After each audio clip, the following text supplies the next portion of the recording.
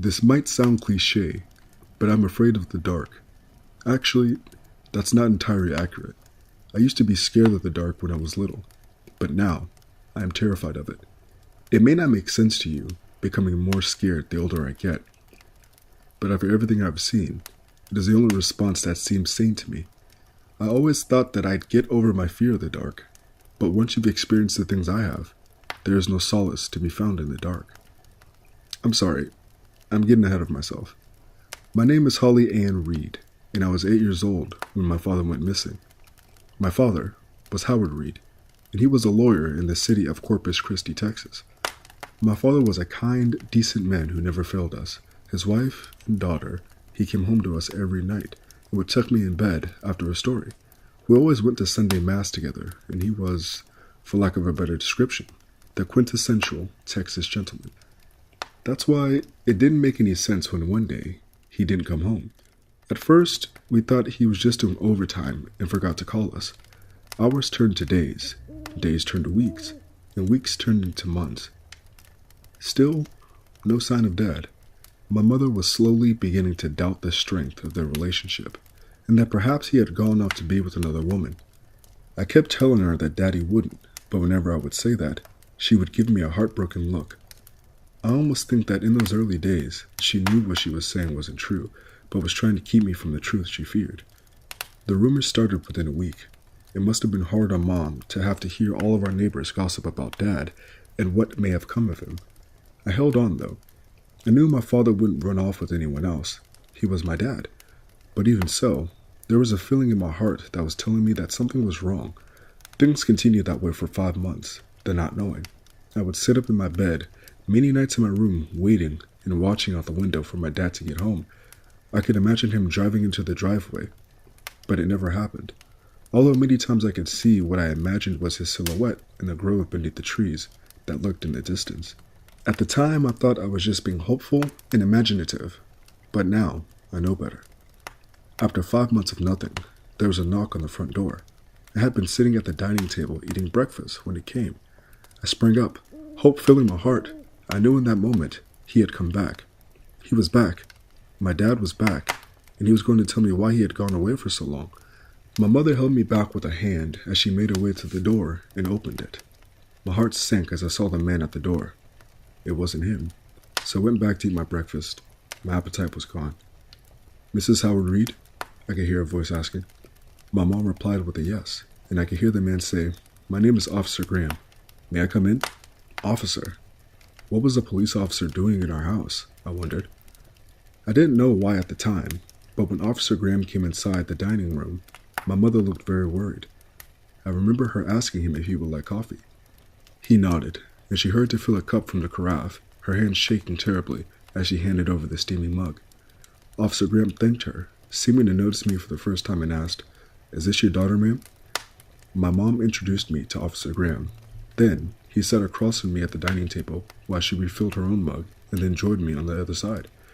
"So what can we do for you, officer?" Officer Graham looked at me and winced.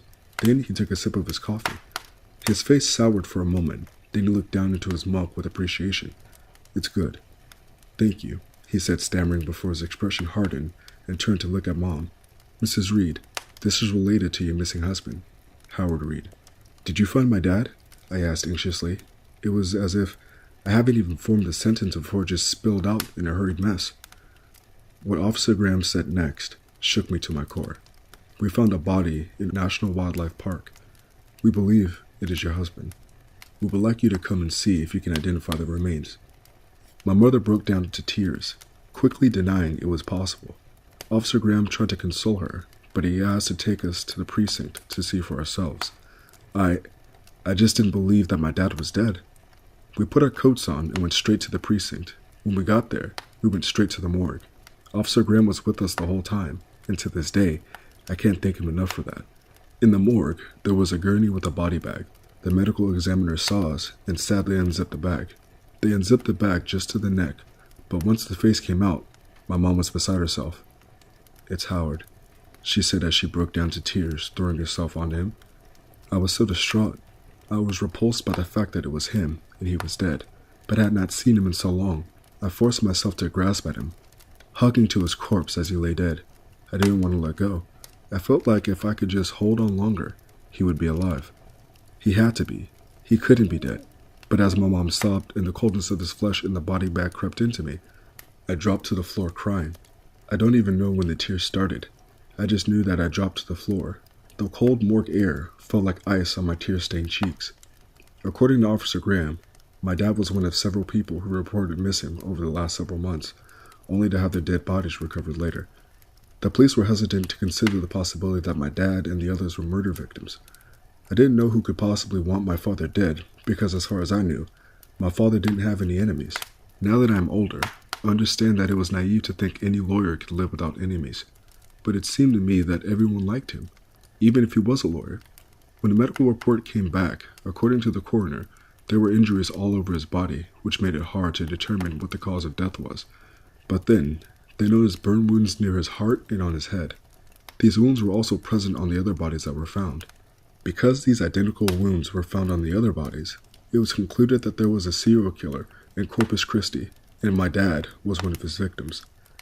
The local media started calling him the Corpus Christi Sparky because of the way he would kill his victims with electrocution and torture. The killer became so well known by that name that the FBI referred to him as Sparky as well. Before I knew it, my mom and I were part of the FBI investigation, answering question after question. I was asked all sort of questions by a female agent named Agent Holbrook. She asked me if my dad had any enemies or if he was threatened. I replied with an honest no. At the same time, I was starting to get worried. A serial killer in Corpus Christi? From the gossip, there had never been a case that huge since the Selena killing of '95, and that was way before I was born. Agent Holbrook gave me her card and told me that if anything ever should pop up, or if I needed someone to talk to, or if I had any information to share, I should call her. I thanked her, but to be honest, all I could think of was that shadow man beneath the trees, but I didn't feel like talking anymore. I was a sad 8-year-old who just lost her dad. All I wanted was for the police and the FBI to catch the man who killed him. Mom and I buried Dad on a clear and calm Sunday afternoon in Seaside Memorial Park in a beautiful Catholic service. Officer Graham and Agent Holbrook attended the funeral and sat next to me and my mom, but my mom couldn't stop crying even after she spoke a beautiful eulogy about my dad. Mom always had a gift for writing, and her words that day brought everyone to tears. As her words flowed over me, I felt something inside of me dying. When I closed my eyes, I once again saw the shadow I had seen in those trees. I had seen it since, many times before bed, but if my dad is dead, it couldn't have been him. When it was my turn to talk about my dad, all I could say was that he was a loving daddy who I was going to miss a lot. I talked about how often he cooked weird but tasty meals like cheese, chicken, and tofu vegetables, how he would always read me a story and tuck me into bed, even when he had to work late at the office, how he always went to church with us and would take us to pancakes afterwards, and how he was my hero and that I missed him a lot. I would like to say I was strong enough not to cry, but the moment that the word dad came out of my mouth, I was drenched in tears. I hope he could see me that day, looking down on us, and I hope he knows how much he has always meant to me. When they lowered the coffin into the ground, I held my mom's hand as we said our goodbyes. Friends and relatives offered us their sympathies and to call on them if we ever needed anything. While my mom spoke with the guests, I just sat in a chair and watched the gravekeeper slowly shovel dirt into the ground. I looked around the cemetery. It was somewhat peaceful and tranquil. From afar, I could see the iron gates to Selena Quintanilla's grave. I thought to myself, at least Daddy has a famous singer as his neighbor. Then I looked on the other side. I saw a dark figure standing quite far away from where we were. Normally this wouldn't frighten me if it were not for the scary fact that he was staring intently at us. No, not us. He was looking at me. I shut my eyes tight for a few seconds, then opened them again. He was gone. I looked all over, but the dark figure was gone. He must have been visiting someone, I rationalized. But if that were so, where did he go? I decided to drop it, but that didn't quell my fear. My dad's killer was still out there, and who was left to look after me and my mom? 2 days after we buried my dad, the FBI issued a countrywide hunt for the killer. There were news announcements and public advisories being broadcasted all over the television and radio. Slowly, the FBI released what they called his profile.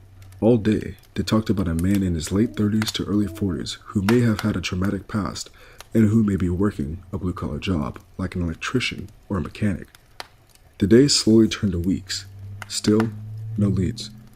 Around that time, my mom was preparing me for my first communion. I was very excited, but very sad at the same time because I really wanted my dad to be there. But I kept telling myself that he was always with me, just like my mom said. She also told me that he would be watching over me. One afternoon, I was playing and spending time with my friends on the lawn. We were sitting on the grass drawing pictures and having one of us guess what it is. I was drawing a picture of the old abandoned house across the street when I suddenly noticed a shadowy figure inside the house staring at us from the second floor window. Now, I know there was virtually nobody at the house at the time. It was abandoned and completely padlocked. So what was that staring at us? I looked at the dark figure. I could tell it was a man by his silhouette, but he had glowing blood-red eyes. What was terrifying was that those glowing red eyes seemed to be fixated on us as if it just wanted to look at us and nothing else. I told my friends I wanted to go inside. They asked why, and I told them that someone was looking at us while I pointed to the house. They looked up and said they saw nothing. Odd, I thought as I looked up. The man was gone. Did I imagine seeing that man? I thought maybe it was just an overactive imagination, and I continued playing. But the entire time I felt watched. And if I am, to be honest with myself, I knew I didn't just imagine it. That night, my mom was the one who tucked me in. Tomorrow was going to be my first communion, and I was more than ready. Mom gave me one lesson. Then she reminded me just how proud she was of me, and just how proud my father would be of me. I asked her if Officer Graham or Agent Holbrook caught Dad's killer. She shook her head saying that they are still waiting for leads. But it won't be long, she said. I told my mom that I prayed to God that they find him. I told her I didn't want another little girl to lose a daddy. My mother told me that it was a very selfless wish, and she hoped that it would come true. Then, she kissed me goodnight and tucked me in. I tossed around in bed that night. I still couldn't sleep. To be honest, I couldn't get that image out of my head. I turned to look out the window. Now, my bedroom had a really great view of the forest. I like looking at the trees, especially at night. So when I looked out the window, I was looking forward to counting the stars in the trees and probably catching a few flying owls. But when I looked out, my heart jumped out of fear. And there, by the edge of the forest, stood the figure I had seen. Now this time, I could see his face. It was a face I didn't even recognize. He had a round face and looked almost 40. But what was scary was the glowing, blood-red eyes. This time, since it was dark, it looked even more creepy and terrifying. It was like it was staring back at me, and it was fixated on me. It tilted its head in my direction, and it seemed to smile. At me! I quickly closed the window, jumped back into bed, and pulled my comforter over my head. I closed my eyes hoping it was just a trick of the light or something. I slowly lowered my comforter hoping it had disappeared. The glowing red eyes were now by the backyard fence. I covered myself again and closed my eyes, and throughout the night, I just kept praying that it would disappear. Somehow. I didn't tell my mom about what I saw that night. I didn't want her to worry. She cooked a really heavy breakfast of pancakes, bacon, waffles, toast, sausages, fruits, and muffins. Today was my first communion, and my mom wanted to be sure that it would be memorable. I decided not to think about the red eyes or the face that I saw, and instead, focus on my mom and the first communion. When we got to church, I, along with the other 8-year-olds, sat in front of the congregation. I listened to the homily and fondly thought about my dad. I kept thinking to myself that Daddy was sitting next to Mom, watching me receive my first toast. At the same time, I prayed to God that at least my wish and prayer would be heard. I prayed that no father would miss his little girl's big day. I prayed that no little girl would lose her dad so soon. And I prayed that the police and FBI would catch whoever killed my daddy. When Father Richards walked to me and gave me my first toast and wine, I looked at him, and when he said, "Body and blood of Christ," I replied with an answer that would conclude my prayers. Amen. As I took the host and sat back at the pew, I couldn't shake the feeling that I was being watched. Then, I slowly turned around. My eyes widened with fear. There in the choir loft, just in the shadows, were the same glowing blood-red eyes. It was here, I thought to myself. Here in the church? How could that be? I rubbed my eyes and took a second look. The eyes were gone. I thought I must have just been seeing things with my active imagination, so I shook it off and went back to the service. Ever since that day, I kept seeing the glowing red eyes whenever I was alone in the house, playing with my friends, or out the window when I went to bed. I don't know why, but I never told my mom about it. A part of me thought I was just seeing things, but that didn't explain the fear I felt every time I saw those eyes. Then, on one fateful afternoon, as my mom and I planned on how to decorate the Christmas tree that year, we heard a knock at the front door. She got up and answered it. It was Officer Graham. In his hand, he had a small envelope which was his gift for me for my first communion, and he had another reason for coming. "We've got him," he said. My mother and I looked at Officer Graham. It took a few seconds for us to realize what Officer Graham meant. "We've got the killer," he said. At that moment, I felt my heart leap for joy and relief. My mom burst into tears and hugged me on the spot. I just kept thanking whoever was watching over me and my mom that day. I kept thanking God that he answered my prayer. At least, my dad's killer was caught. Police have arrested 42-year-old Timothy Gregory on charges of murder and kidnapping. All day long, Mom and I watched the news about how the FBI and the Corpus Christi officers arrested Timothy Gregory, a local electrician who was the main suspect in the murder of my dad and several others. I watched as they flashed his face across the screen. There was no doubt about it. His face was what I saw that night. But his eyes weren't glowing red. They were hazel and lifeless. Was this the man who killed my father? What did my daddy do to deserve it? Also, was this the thing that I had been seeing all this time? The man who terrified me in bed every night? I watched Agent Holbrook break down how they narrowed down their search. There was a survivor apparently, and she recognized him immediately since he was the one who fixed her electrical wirings in her office. In fact, that was how he knew and selected his victims. He would come out to fix their electrical problems. Then he would stalk, and eventually he would come back and kill them. When a reporter asked why he did it, what his motive was, Agent Holbrook replied, "They haven't gotten any answer." As reporters pressed on, my mom and I turned the television off. 2 days from now was going to be his trial, and since we were somewhat involved, we were invited to watch. At the time, all I wanted to know was why he killed my dad and what was going to happen afterward. "Mom," I said, "what will happen to him?" "Well, baby," she said, "if he's found guilty, he would get the same fate as his victims. Death. That would be good," I thought. "At least that way he couldn't hurt anyone else." It was getting late, and I was very tired, so I decided to go to sleep early. After my mom tucked me in, I decided to tell her about the red eyes that I kept seeing. Mama then said it was probably a trick of the light in my imagination, since I had been feeling the loss of Daddy's death for so long. She also said that his killer had been caught. She was sure that the eyes would be gone too. It felt good to tell her. I felt relieved that I had finally told someone, and I was glad it could be my mom. After she tucked me in, I looked out the window. I waited to see if the glowing red eyes would appear, but they didn't. That gave me even more relief. The glowing red eyes would finally be gone. That day, and the next, they didn't come back. And into a week and a month, they never showed up. There were a lot of people who sat in the benches as the police brought Timothy Gregory into the courtroom. Mother and I sat with a couple who lost their sons to this man. Their son looked to be Daddy's age, so I wondered if he had a little girl or wife who was grieving too. I could not imagine just how many people there were that were affected by Timothy Gregory. And while they showed feelings of anger, sorrow, and probably vengeance, Timothy Gregory, who sat in the defendant's booth, remained silent and uncaring. My mom says that if he isn't affected by what he has done to all those families, then he really is a bad man. The judge came in and we all settled down. I watched as two men started presenting their case. Even though I was young at the time, I could understand what they were talking about.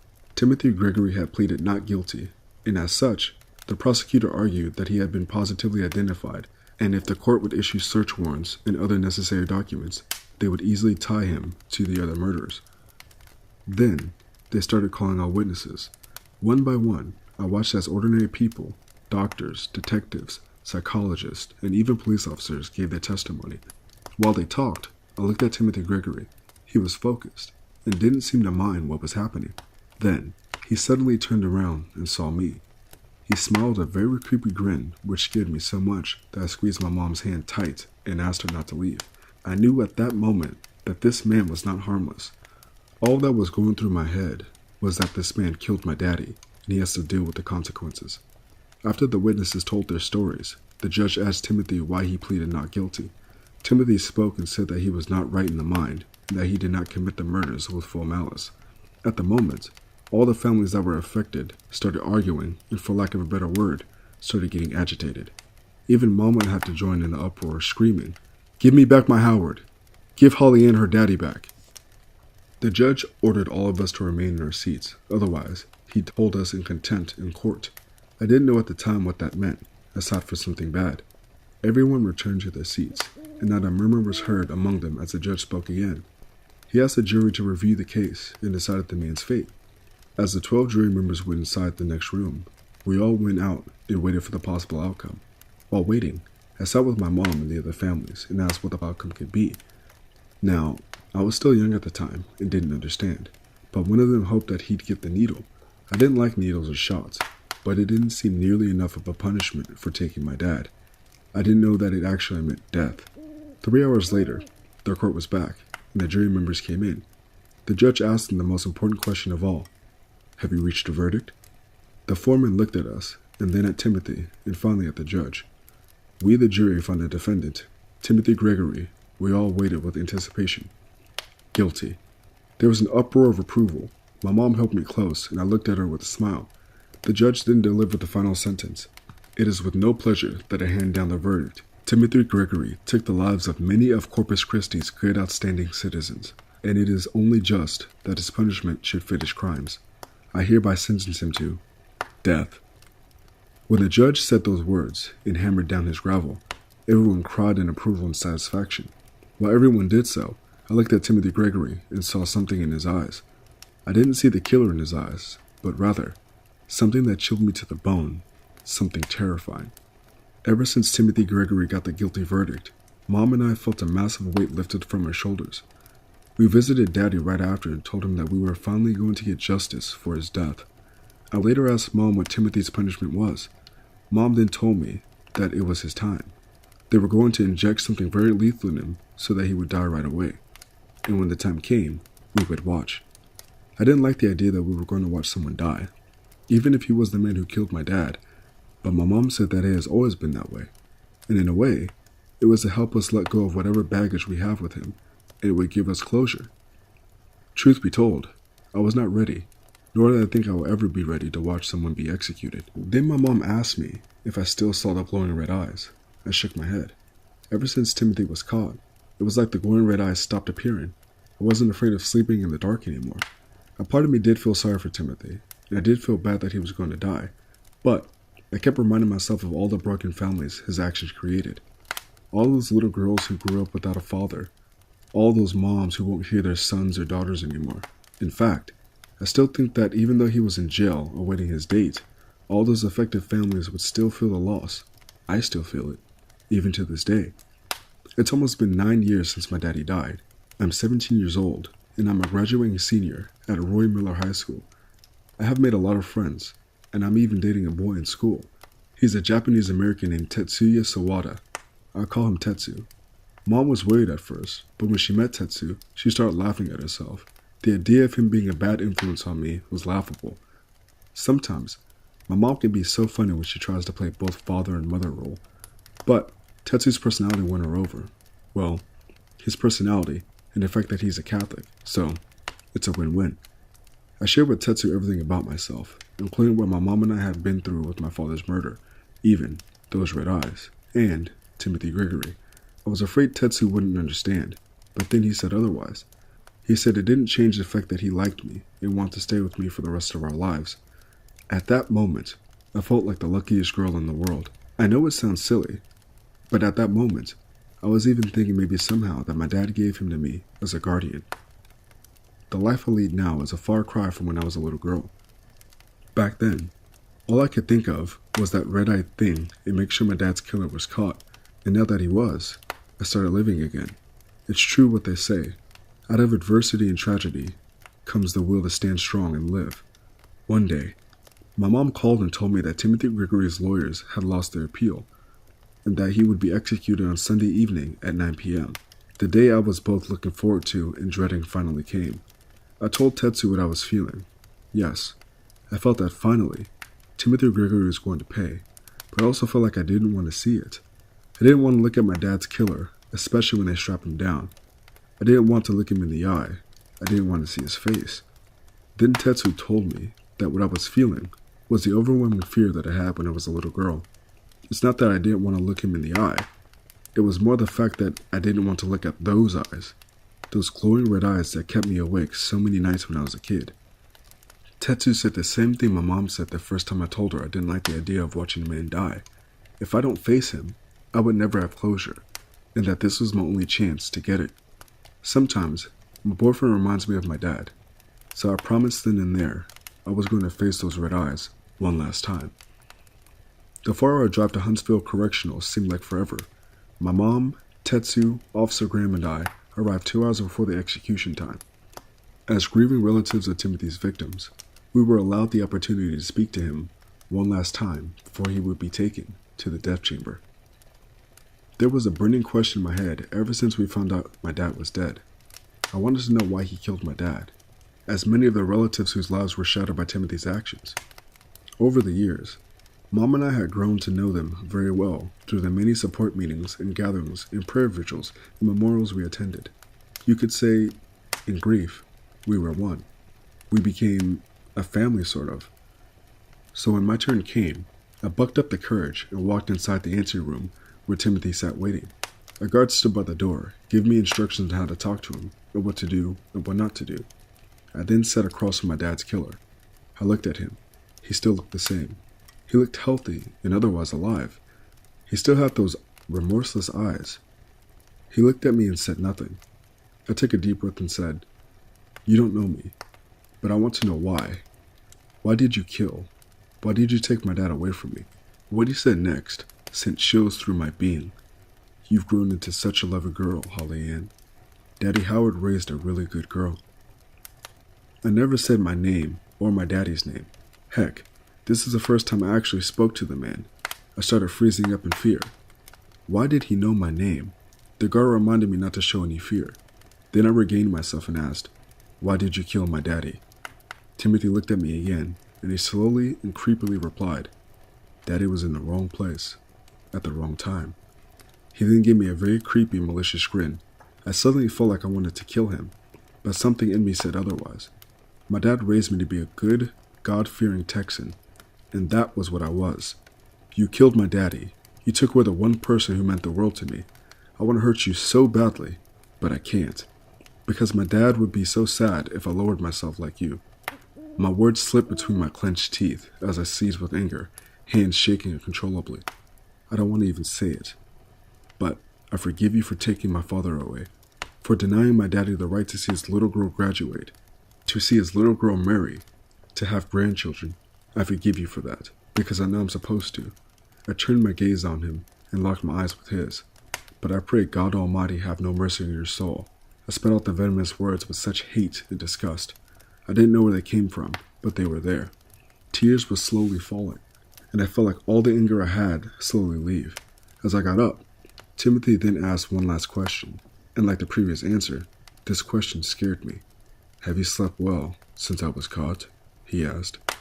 I looked at him with fear and anger in my eyes as he laughed. When he laughed, I could see the evil in his eyes. I immediately left the anteroom and went to the arms of Tetsu and my mother who were waiting outside. I cried my heart out in Tetsu's arms, muttering that he tried to scare me, but I didn't let it get to me. I lied. It did get to me. We were all gathered in the viewing room. There were about 20 folding chairs set up in the front of the huge monitor. I sat between Mama and Tetsu. I looked around and saw other grieving relatives. I could see Katie Blanco holding up a picture of her sister. Timothy took her sister too. I saw the Marshalls, John and Evelyn, holding up a picture of their son, Cedric. I could see all sorts of emotions in the viewing room. Angry, happy, forgiving, disgusted, all sorts. Then the monitor turned on, and we watched as Timothy was strapped to a gurney and IV needles were placed into his body. It was odd watching them tie him down like an animal, but somehow it felt different. I had always thought that once the time came, he would be more remorseful and apologetic, but no, his eyes said otherwise. Once they were done, the warden read his death warrant. I could see the machine where the chemicals were placed. Any minute, they would start administering the drugs. The warden then asked, "Do you have any last words you wish to say?" We all listened intently. What were his last words? What did he have to say? Other members of the crowd kept muttering, "No one wants to know what his last words are. We just want him dead." But I wanted to know what he wanted to say. "You think you have seen the last of me? I will be reborn. This world is mine," he started saying. "Sleep well, little girl." He stared at the camera, but for some reason, I felt like he was just staring at me, addressing me. I felt an immense terror come over me. Then he started grinning at us, at the camera, at us. He started to laugh insanely as the warden told the executioner to start the drug cycle. Slowly as the minutes ticked away, Timothy thrashed. Then his eyes slowly started to close as the second wave of drugs took effect. We watched as his heart slowly stopped beating and his breathing lessened. In less than 15 minutes, Timothy Gregory, the Corpus Christi Sparky, was declared dead. The monitors were turned off. We all felt a sense of relief. We felt the nightmare was over. I still felt scared, but relieved. He would never hurt another little girl's daddy, ever again. I had asked Tetsu to stay the night afterward. I knew it was over, but I still couldn't get it off my mind. I was really shaken by Timothy's last words.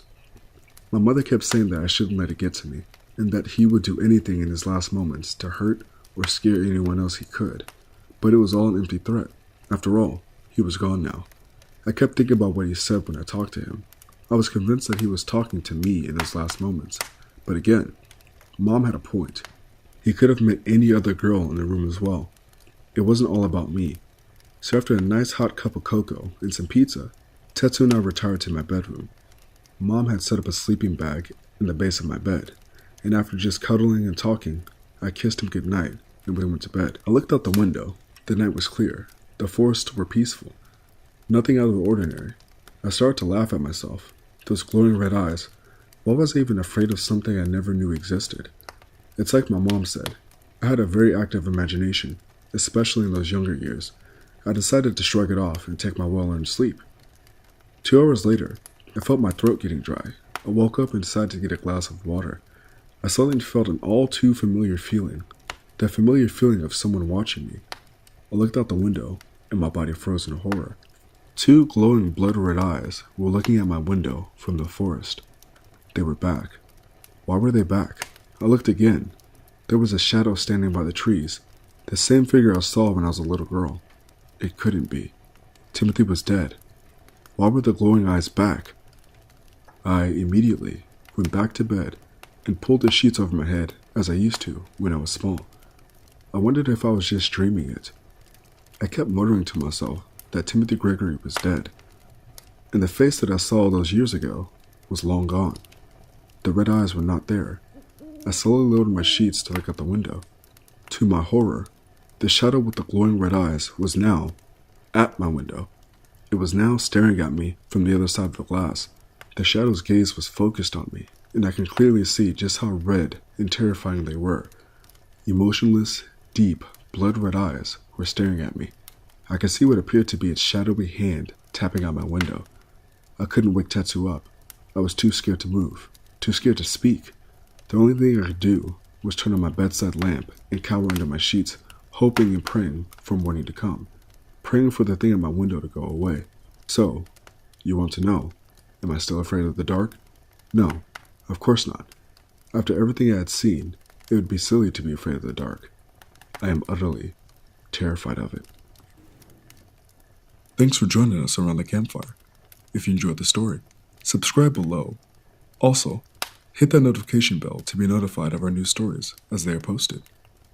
If you have a story you'd like to share for narration, submit it via email, and you may be hearing your story next. Our email address is in the description box below. Thank you, and good night.